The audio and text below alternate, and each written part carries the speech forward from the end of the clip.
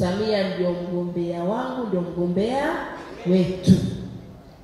Na najisikia fahari kubwa sana kwamba kwenye historia ya chama changu tumeweza kuwa na mgombea ambaye ni mwanamke, mwanamama. Nyinyi mnafahamu hakuna kitu kirahisi ukikifanya kama mwanamke. Lakini mimi naamini sisi ndio wakumpa nguvu mgombea wetu Samia Suluhu Hassan. Akamaliza kampeni yake salama Oktoba 29, tukatiki kura zote kwake yeye, arudi kwa kishindo, aendelee kutufungulia nchi yetu na kutuletea maendeleo.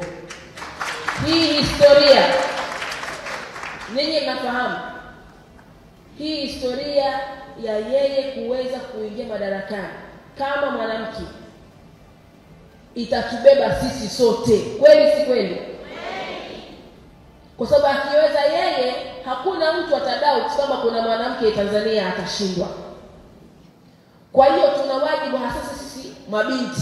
Humu naona wengi ni mabinti. Tuna wajibu wa kuhakikisha hiyo historia anakwenda kuitengeneza kwa kishindo.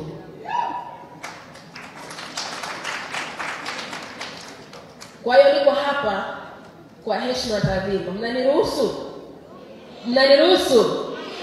Sijasikia vizuri. Mnaniruhusu? Mnaniruhusu? Wasusi oye! Niko hapa kumwombea kura ya ndio Dr. Samia Suluhu Hassan Oktoba 29. Tunafanya nini? Oktoba 29 tunakwenda kufanya nini? Tunafanya nini? Tunafanya nini? Tunatiki kwa nani? Tunasema Samia mitano. Mama yetu Samia mitano.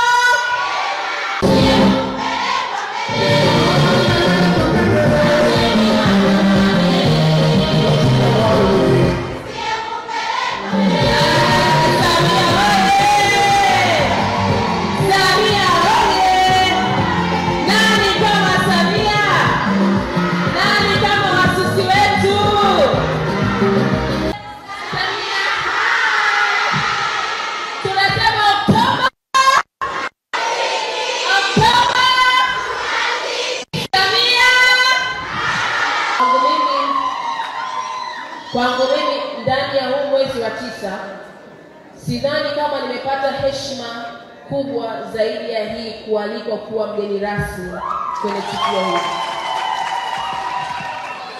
Kwa hiyo nakushukuru sana mdogo wangu Ali kwa kuona ninafaa kujumuika na nyinyi. Maana ungeweza kuchagua mtu yoyote, wako watu wengi mashuhuri, mahiri, maarufu.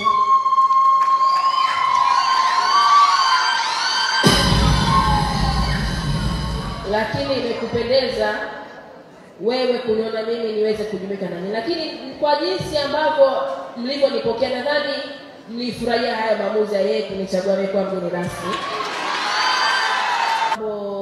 Mawili tu. La kwanza, mimi naomba niwaunge mkono wale wasusi ambao wamepewa zawadi hapa. Ongeza makofi tafadhali.